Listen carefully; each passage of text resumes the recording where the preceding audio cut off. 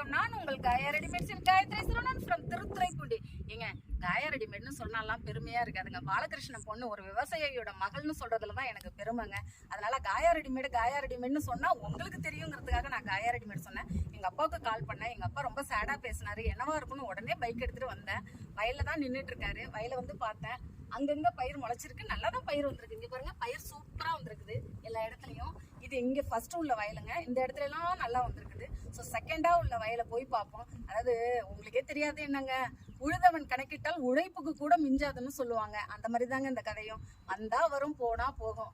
இதுல விவசாயத்தை நம்பி எங்க அப்பாவோட உழைப்பும் மட்டும் இல்ல, மொத்த குடும்பத்தோட எக்கனாமிக்கும் இதுல தாங்க இருக்கு. இது வந்து ஒருவேளை சோத்துக்கு கூட நம்ம அடுத்தவங்கள்ட்ட கையேந்திர நிலை வந்துடக்கூடாது அப்படின்னு எங்க அப்பா சொல்லுவார் அடிக்கடி. அதுக்காக தான் நாங்க இதுல இன்வெஸ்ட் பண்ணியிருக்கோம். எங்க அப்பா கஷ்டப்படுறத பார்த்தா ரொம்ப மனசு கஷ்டமா இருக்கு. சரி வாங்க, இந்த வயலை விட்டுட்டோம், அடுத்த வயலை போய் பார்ப்போம். இந்த வயல் நல்லா வந்திருக்கு, அடுத்த வயலை போய் பார்ப்போம். நல்லா இருந்துச்சுன்னா ஓகே, இல்ல நல்லா இல்லைன்னா என்ன ரீசன் எங்க அப்பாவே கேட்போம். பாருங்களேன்,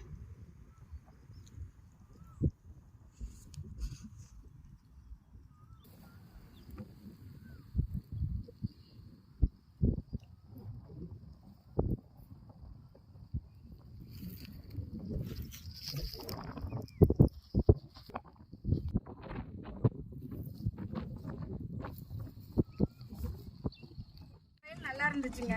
எங்க அப்பா சேடா இருந்ததுக்கு காரணம் என்னன்னு இப்ப கண்டுபிடிச்சிட்டாங்க. இந்த வயல்ல பயிரே இல்லைங்க. வந்த பயிரும் எரிஞ்சு போயிருக்கு. பாருங்களேன், எரிஞ்சு செவந்து போயிருக்கு.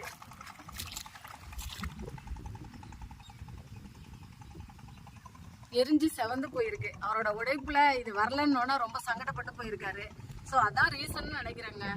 Thank you viewers. ரொம்ப சேடா தான் இருக்கு. என்னை சப்ஸ்கிரைப் பண்ணுங்க. என்னை உங்க வீட்டு பிள்ளையான்னு நினைச்சு வியூஸ் பண்ணுங்க. நீங்க இல்லைன்னா நாங்க இல்லைங்க.